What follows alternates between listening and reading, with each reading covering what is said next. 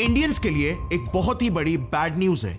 SBI की latest reports के मुताबिक आज जो हमारा करेंसी एक्सचेंज रेट $1 = 84.45 रुपीज है, वो जल्द ही $1 = 90 रुपीज बनने वाला है। कल रुपए के बारे में काफी खबरें सुन रहे होंगे और पढ़ भी रहे होंगे। ऐसा इसलिए भी हो रहा है क्योंकि इतिहास में पहली बार अमेरिकी डॉलर के मुकाबले भारतीय रुपए 80 के पार चला गया है। Today, the rupee suffered its worst single-day drop in close to 2 months. Indian currency, the rupee, has been making headlines every day for the last few weeks.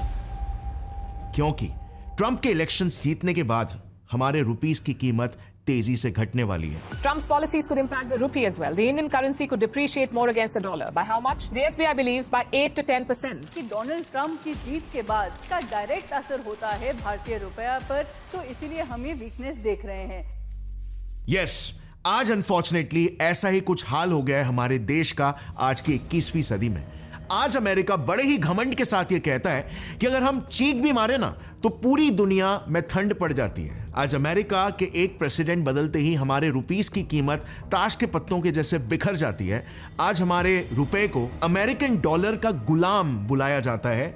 लेकिन क्या आपको पता है हमारी स्थिति हमेशा से ऐसे नहीं थी। आज से करीब 2000 साल पहले ना सिचुएशन इसका एग्जैक्ट उल्टा हुआ करता था। सन 77 AD की यह बात है। रोमन ऑथर प्लाइनी अपने किताब में एक शिकायत जारी करते हैं। हमारे राज्य की औरतों को भारत में बने कपड़े और मोती इतने ज्यादा पसंद आ गए हैं कि इनके चक्कर में हमारे साम्राज्य का सारा सोना भारत के सरजमीन पर जा रहा है। हमें हर साल करीब 100 मिलियन गोल्ड कॉइन्स इंडिया को देना पड़ता है और इसीलिए हमें जल्द ही इसे किसी भी हालत में रोकना होगा। इसके करीब 1500 साल बाद सन 1658 में भी एक फ्रेंच ट्रैवलर फ्रैंको बर्नियर अपने किताब में यह लिखते हैं कि विश्व का सारा कीमती चांदी और सोना पूरे दुनिया भर के देशों से घूमकर आखिर में भारत की जमीन पर ही दफन हो जाता है। And then fast forward to 1950s, renowned British economist professor Angus Maddison ने भी अपने कई रिसर्चेस में खुल के ये कहा है कि सन 1700s तक, यानी कि मुगलों के भी राज तक, पूरे विश्व के जीडीपी का 25% जीडीपी अकेले भारत से ही आता था। मतलब बस सोचो, आज 2024 में यूएस जितना अमीर है ना, 1700s में हम उससे भी ज्यादा अमीर हुआ करते थे। भारत तब एक सोने की चिड़िया नहीं बल्कि सोने का चील था, जो बाकी देशों के मुकाबले आसमान की ऊंचाइयों में अपने पंख लहरा रहा था। लेकिन आज कट टू 2024, सुन के बुरा लगेगा लेकिन हमारे रुपीस की औकात आज कंप्लीटली यूएस पर निर्भर हो चुकी है। हमारा देश गोल्डन भारत से मोल्टन भारत बनते जा रहा है।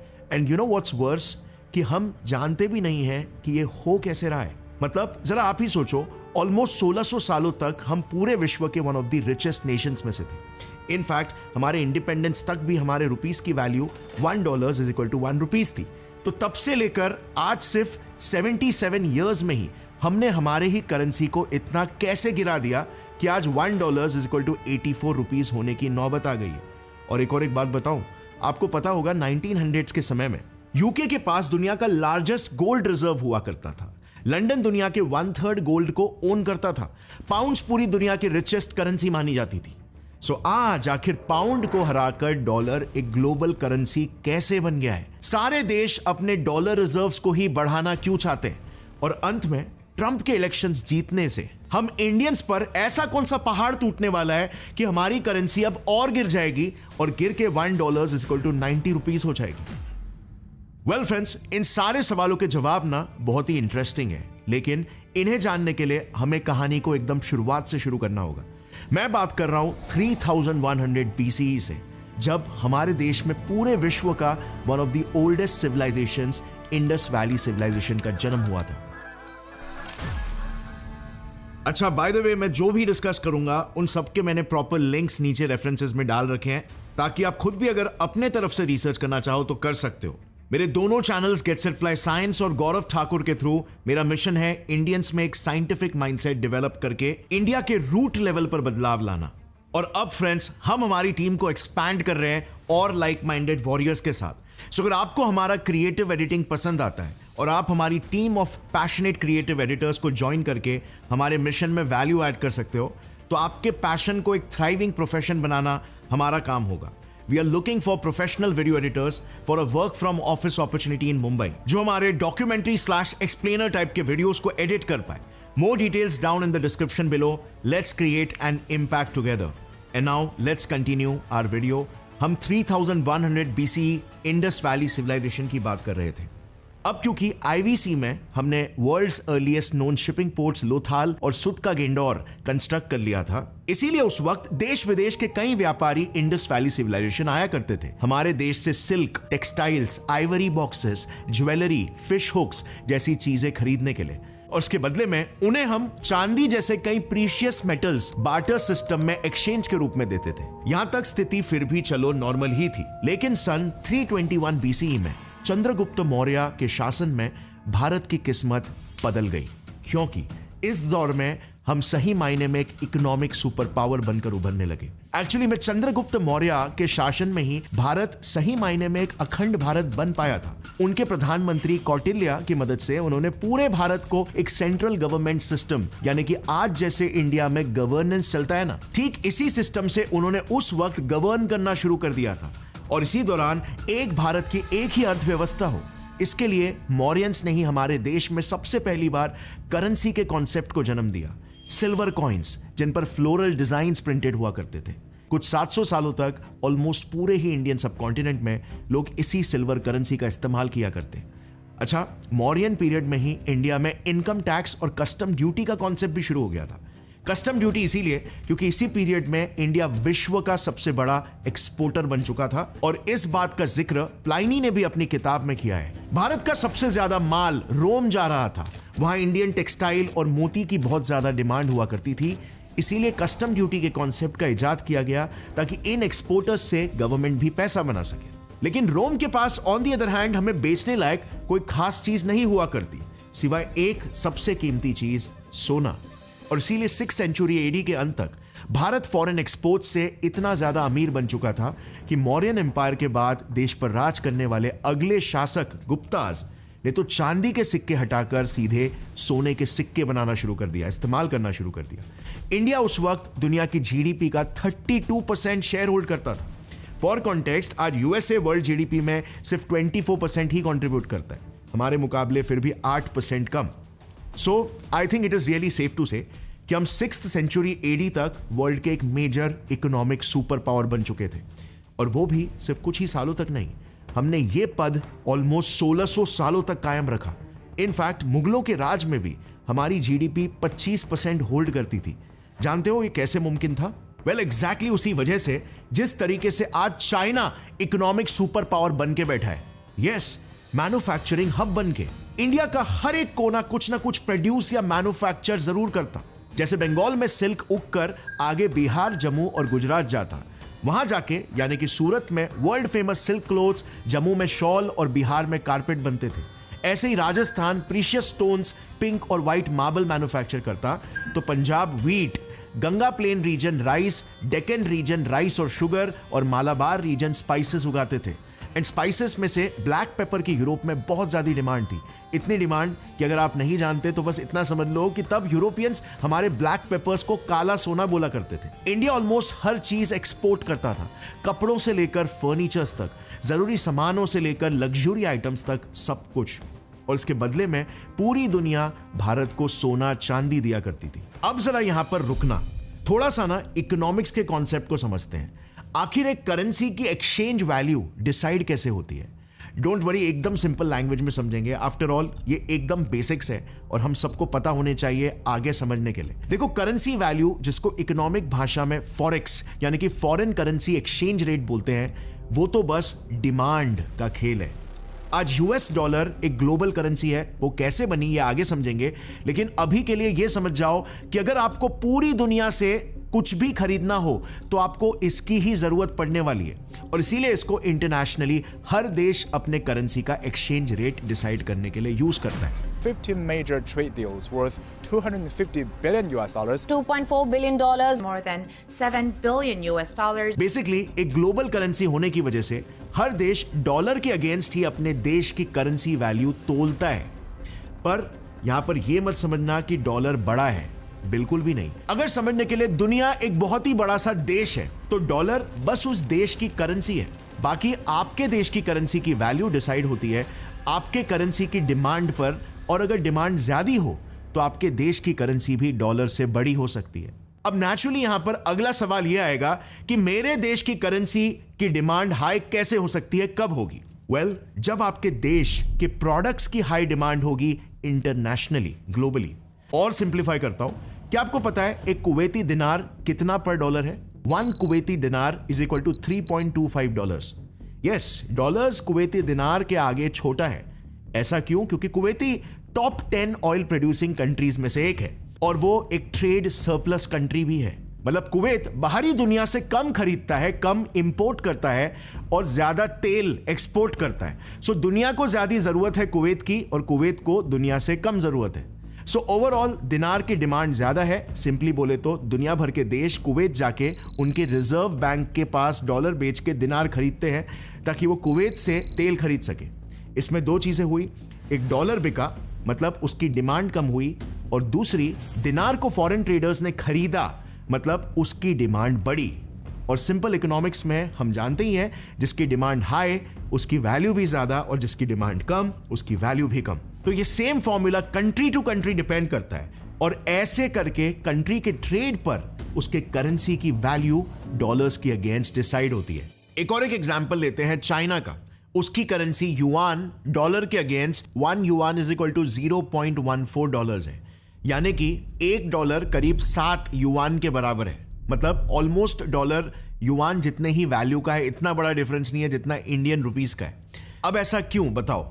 ये इसीलिए क्योंकि चाइना एक ट्रेड सरप्लस कंट्री है, मतलब वो दुनिया से सामान खरीदने से ज्यादा सामान बेचती है। अब क्योंकि दूसरे कंट्रीज चाइना से सामान खरीदते हैं तो चाइना के युआन की डिमांड और इवेंचुअली वैल्यू ज्यादा होने लगती है। तो जो फॉरेन बायर्स चाइना आएंगे वो अपने साथ लाए डॉलर्स को चाइनीज सेंट्रल बैंक को देकर उनसे युआन खरीदेंगे और बदले में सामान लेंगे, विच मीन्स डॉलर बिक रहा है तो उसकी वैल्यू गिरी और युआन डिमांड में है तो उसकी वैल्यू बढ़ गई।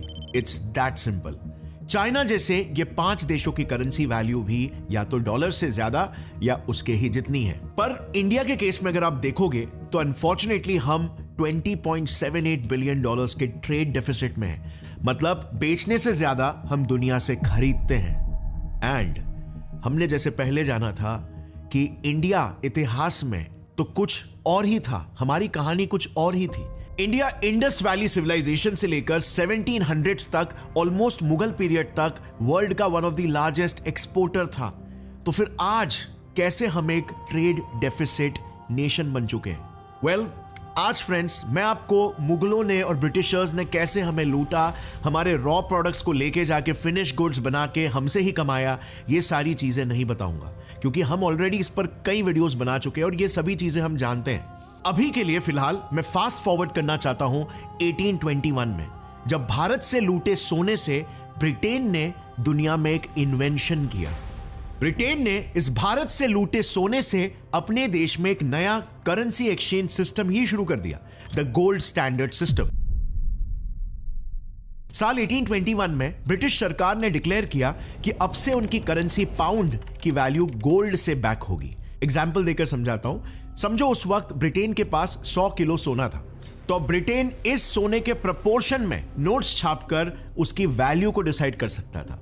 मतलब अगर फॉर एग्जाम्पल ब्रिटेन ने 10 पाउंड्स के 10 नोट्स छापे तो 1 पाउंड की वैल्यू हो गई 1 किलो सोना। उस समय अगर कोई इस नोट को बैंक लेकर जाता, वो इसके बदले में सोना विड्रॉ कर सकता था।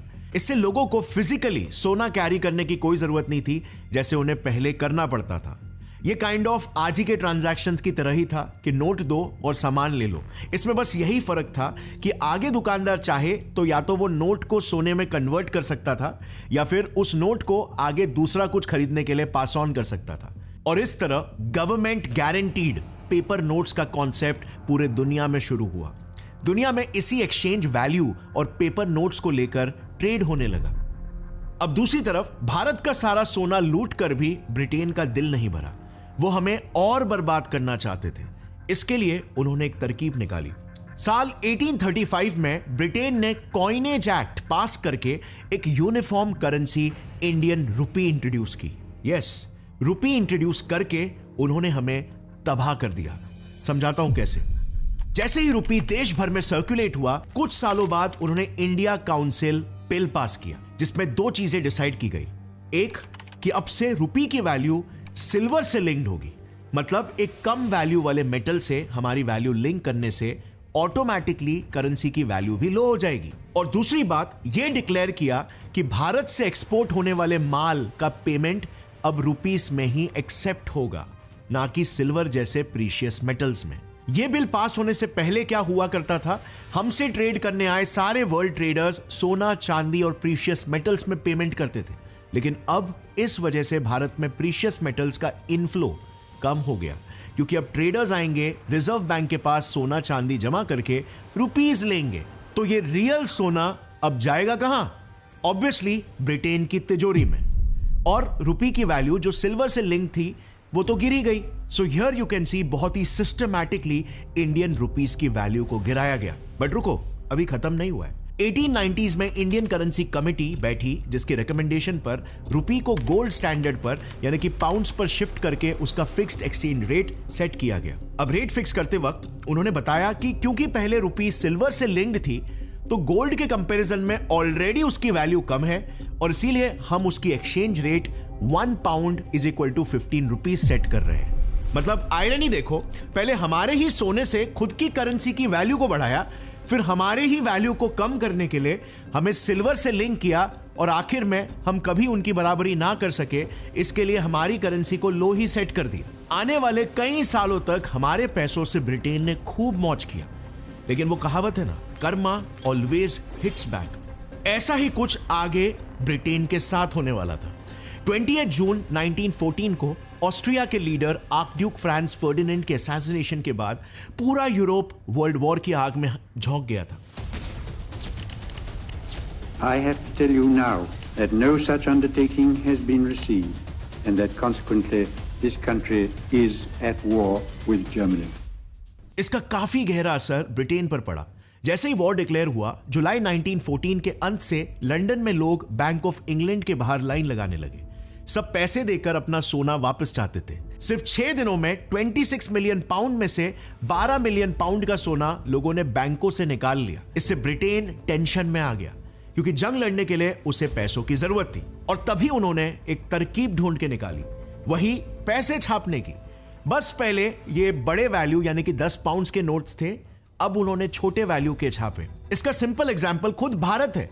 जब भारत में 2000 रुपए के नोट्स छापे गए थे, तभी कितने ही लोग उससे डेली के छोटे मोटे दूध, ग्रोसरी जैसे चीजें लाने के लिए यूज किया करते? हार्डली कोई इंसान। मोस्ट ऑफ द इंडियंस रोज जो नोट्स यूज करते थे वो 10, 20, 50, 100 रुपए के नोट्स। सेम यही यूके में भी हुआ।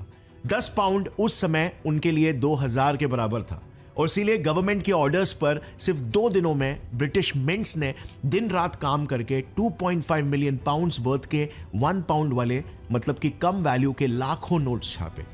मार्केट में नई करेंसी आने से लोगों ने सोना विड्रॉ करना बंद कर दिया और अब जाहिर है जितने ज्यादा नोट्स छापे जाएंगे उससे उनकी वैल्यू कम हो जाएगी। और एग्जैक्टली ब्रिटेन के साथ यही हुआ भी। वर्ल्ड वॉर 1 के बाद उनकी करेंसी की वैल्यू एकदम से गिर गई और दूसरी तरफ जहां पर पाउंड तेजी से गिर रहा था, वहीं पर उसे रिप्लेस करने के लिए एक नई करेंसी सुपर पावर बन के उभर रही थी, यूएस का डॉलर। दुनिया भर में अब पाउंड्स के बदले में डॉलर्स की डिमांड बढ़ने लगी थी, क्योंकि जैसे मैंने बताया वॉर को फंड करने के लिए पैसों की जरूरत थी। तो दुनिया भर के देशों ने लोन्स लेकर जंग लड़ी और यह लोन देने वाला और कोई नहीं बल्कि यूनाइटेड स्टेट्स ऑफ अमेरिका था। उस वक्त यूएस ने 9.5 बिलियन डॉलर्स का लोन 11 देशों को दिया था, इंक्लूडिंग ब्रिटेन। इससे दुनिया में डॉलर्स का सप्लाई और डिमांड दोनों बढ़ गया था। इसी दौर में डॉलर दुनिया के हर एक देश की ट्रेजरी में पहुंच चुका था, लेकिन अभी भी वो एक ग्लोबल करेंसी नहीं बना था और यह कसर पूरी कर दी वर्ल्ड वॉर 2 ने। जैसे ही वर्ल्ड वॉर 2 शुरू हुआ, अमेरिका समझ गया कि मार्केट में सबसे ज्यादा डिमांड में क्या चीज रहने वाली है, जंग लड़ने के लिए हथियार। सो इसी दौरान यूएसए दुनिया का one of the biggest weapon supplier बन गया।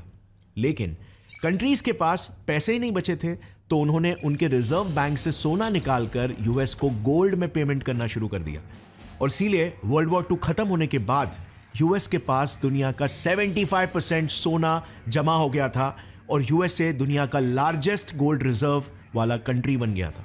लेकिन इससे ना, एज यू कैन इमेजिन, एक बड़ी प्रॉब्लम शुरू हो गई थी। पूरी दुनिया के सामने एक बड़ा सवाल खड़ा हो गया था कि अब हम करेंसी एक्सचेंज वैल्यू कैसे डिसाइड करेंगे, क्योंकि सारे देशों का सोना तो यूएस की तिजोरी में ही बंद है। इस पे फैसला करने के लिए 1944 में सारे कंट्रीज यूएस के ब्रेटन वुड्स में पहुंचे और इस मीटिंग में यह सोल्यूशन निकला कि देखो, अब हमारे पास सोना नहीं है लेकिन डॉलर्स तो है। इस मीटिंग के बाद कंट्रीज ने 35 यूएस डॉलर की वैल्यू एक आउंस सोने के बराबर डिसाइड की और ये सारे कंट्रीज ने डिसाइड किया कि अब से हम हमारे डॉलर रिजर्व से हमारे देश की करेंसी एक्सचेंज वैल्यू फिक्स करेंगे। जब भी किसी कंट्री को डॉलर के बदले में गोल्ड लेना हो तो वो यूएस को डॉलर देकर गोल्ड ले सकते थे। मतलब यहां पर जिसके पास जितना ज्यादा डॉलर, वो अपने देश की करेंसी उतनी सेट कर सकता था। इस नए सिस्टम को ब्रेटन वुड्स सिस्टम बोला गया और इसी सिस्टम ने यूएस डॉलर को दुनिया की ग्लोबल करेंसी बना दी। लेकिन भारत के रुपयों की अगर बात करें तो हमारे लिए देश की आजादी के बाद से बुरा वक्त शुरू हो गया। 1960s में इंडो पाकिस्तान वॉर और इंडो चाइना वॉर्स, 1973 के ऑयल क्राइसिस, 1991 में हम ऑलमोस्ट बैंकरप्ट हो गए थे, 2008 में ग्लोबल फाइनेंशियल क्राइसिस, 2013 में टेपर टैंट्रम क्राइसिस, 2020 में कोविड पैंडेमिक और अभी 2022 में रशिया यूक्रेन वॉर। इन सारे फैक्टर्स की वजह से हमारा रुपया 1947 के बाद से $1 से 77 ईयर्स बाद गिरते गिरते आज $1 तक पहुंच चुका है। पर जानते हो, अभी ट्रंप के जीतने के बाद ऐसा क्या हुआ जिससे रुपीस डॉलर के अगेंस्ट एक ऑल टाइम हाई पर पहुंचने वाला है, 90 रुपीस पर पहुंचने वाला है।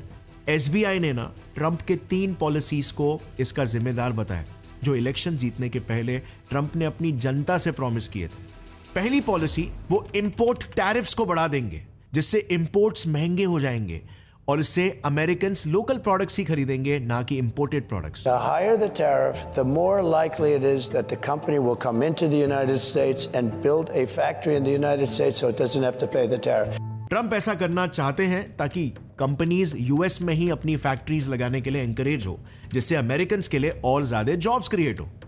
दूसरा प्रॉमिस था कि वो अमेरिकन्स का इनकम टैक्स कट करेंगे। I will pass gigantic tax cuts for workers and keep their jobs here in the United States. और तीसरा सबसे बड़ा प्रॉमिस था कि वो अमेरिकन्स में आने वाले H-1B वीजा होल्डर्स का वीजा एलोकेशन प्रोसेस और ज्यादा स्ट्रिक्ट कर देंगे, प्लस वीजा एक्सपायर्ड इमिग्रेंट्स या फिर इलीगल इमिग्रेंट्स का डिपोर्टेशन करेंगे। On day one, I will launch the largest deportation program in American history. अब जब ट्रंप इलेक्शंस जीत गए हैं, हमारी एसबीआई ने उनके इन 3 पॉलिसीज को रिव्यू किया और एक नोटिस जारी किया कि यूएस के इन पॉलिसीज के रैमिफिकेशंस हमारी इकोनॉमी में भी हो सकते हैं बिकॉज ऑफ 4 मेजर रीजंस। पहला, अगर अमेरिका इंपोर्ट टैरिफ्स को बढ़ाता है ना, तो आज जो इंडिया यूएस के साथ ट्रेड सरप्लस में, यानी हमारे प्रोडक्ट्स की वहां पर हाई डिमांड है, लेकिन अब वही प्रोडक्ट्स की कॉस्ट बढ़ने की वजह से उनकी डिमांड वहां पर कम हो जाएगी, जिससे रिजल्टेंटली इंडियन रुपी की वैल्यू भी घट जाएगी। याद है ना, हमने इस वीडियो के शुरुआत में सीखा था कि किस तरह से high demand of a country's product is directly proportional to an increase in that country's currency exchange value and vice versa. अब ट्रंप की दूसरी पॉलिसी टैक्स कट को अगर देखें तो एसबीआई की रिपोर्ट में यह लिखा है कि अगर उनकी सरकार टैक्स को कम करेगी तो इससे यूएस में इन्फ्लेशन आ सकता है, क्योंकि आमतौर पर हर इकोनॉमी में जब लोगों के पास पैसे बचते हैं तो लोग पहले से ज्यादा खर्च करने लगते हैं। आपने भी यही देखा होगा, मोस्टली इनकम बढ़ने पर लोग लोन्स लेकर चीजें ज्यादा खरीदने लगते हैं। तो अगर मार्केट में डिमांड बढ़ जाए और सप्लाई कांस्टेंट हो तो जाहिर है चीजों के प्राइसेस बढ़ते हैं, जिसको ही महंगाई यानी कि इन्फ्लेशन बोलते हैं। तो एसबीआई के हिसाब से टैक्स कट से यूएस में इन्फ्लेशन आ सकता है, जिसको कम करने के लिए आमतौर पर सेंट्रल बैंक्स अपने देश में इंटरेस्ट रेट्स को बढ़ा देती है। अब आप ही मुझे बताओ, हर कोई फिक्स्ड डिपॉजिट्स यानी कि एफडीज कौन से बैंक में करते हैं? वही ना जहां पर हाई रेट ऑफ इंटरेस्ट मिलता है। सो अगर यूएस के केस में भी ऐसा ही होता है तो जैसे ही यूएस की सेंट्रल बैंक इंटरेस्ट को बढ़ाएगी, सारे इन्वेस्टर्स इंडियन मार्केट से पैसे निकालकर यूएस में डाल देंगे। मतलब सारे इन्वेस्टर्स रुपी बेचकर आरबीआई से डॉलर्स खरीदेंगे, जिससे क्या होगा? अगेन डॉलर की वैल्यू बढ़ेगी, रुपी घट जाएगा। इसको शॉर्ट टर्म में कैपिटल आउटफ्लो बोलते हैं। तीसरी पॉलिसी, अगर यूएस इंडियंस को H-1B वीजा ही नहीं देगा तो वहां पर इंडियंस काम करने नहीं जा पाएंगे और उनके घर में यानी कि इंडिया में डॉलर इनफ्लो कम हो जाएगा। और अगर डॉलर इनफ्लो ही कम हो गया मतलब रुपये की वैल्यू अगेन कम हो जाएगी, क्योंकि देश के लोग डॉलर बेचकर रुपए की डिमांड नहीं करेंगे। तो यहां पर क्लियरली आप देख सकते हो कि कहीं ना कहीं हमारा रुपए डॉलर का गुलाम ही बन चुका है। और आपको पता है इसके पीछे का मेजर कारण क्या है? वेल, हमारे ऑयल इंपोर्ट्स। इंडिया अपना 80% ऑयल इंपोर्ट करता है, यानी कि $132 बिलियन सिर्फ तेल खरीदने में ही खर्च करता है। इसमें से $125 बिलियन तो यूएस में रह रहे हमारे इंडियंस जब इंडिया में डॉलर्स भेजते हैं तभी जमा होते हैं। एंड बाय द वे, ये अमाउंट हमें दुनिया का हाईएस्ट डॉलर रेमिटेंस रिसीवर बनाता है। लेकिन इसके बावजूद भी इंडिया $20.78 बिलियन के लिए ट्रेड डेफिसिट में है। अब सोचो, अगर यूएस ने हमारे गुड्स खरीदना बंद कर दिया, हमारे इंडियंस को H1B वीजा देना बंद कर दिया, तो ऑलरेडी जो $2 बिलियन का गैप है वो और भी ज्यादा बड़ा हो सकता है। और इसी खतरे को SBI ने पॉइंट आउट किया है और ये प्रेडिक्ट किया है कि आने वाले 4 सालों में रुपये एक ऑल टाइम हाई 90 रुपीस तक गिरेगा। वेल, इस हाई टाइम हमें हमारे रुपीस को बचाने के लिए ऑयल इंपोर्ट्स को कम करना होगा। इसके लिए इंडिया को जितना हो सके क्लीन फ्यूल जैसे कि ईवीज पर शिफ्ट होना होगा, जो हमने स्टार्ट तो कर दिया है, लेकिन अब आगे देखते हैं क्या होता है। दूसरी बात जो हम कर सकते हैं वो ये है कि हमारे देश के एक्सपोर्ट्स को हम बढ़ाकर चाइना जैसी कंट्रीज से इंपोर्ट्स को कम कर सकते हैं, जो सिर्फ तभी ही पॉसिबल हो पाएगा जब हम मेक इन इंडिया के गोल को सीरियसली ले और उसे कंप्लीटली अचीव करें। और तीसरी चीज जो हम कर सकते हैं वो ये है कि हम फॉरेन कंट्रीज की यूएस से आता हुआ इंडिया में पैसा यानी रेमिटेंसेस को बढ़ाएं, जो काम मेरे जैसे यूट्यूबर्स तो कर ही रहे हैं, क्योंकि यूट्यूब एड रेवेन्यू अमेरिका से रेमिटेंस के रूप में ही आता है। बट डेफिनेटली जो लोग फॉरेन कंट्रीज में काम कर रहे हैं और इंडिया में पैसे वापस भेज रहे हैं, वो लोग भी रेमिटेंस को बढ़ाकर इंडियन करेंसी की वैल्यू को स्ट्रॉन्ग कर रहे हैं। सो अभी के लिए we just need to wait and watch कि इंडिया का ये मेक इन इंडिया इनिशिएटिव कितना सक्सेसफुल होता है। इस वीडियो से आई होप आपको कुछ नया सीखने जरूर मिला होगा।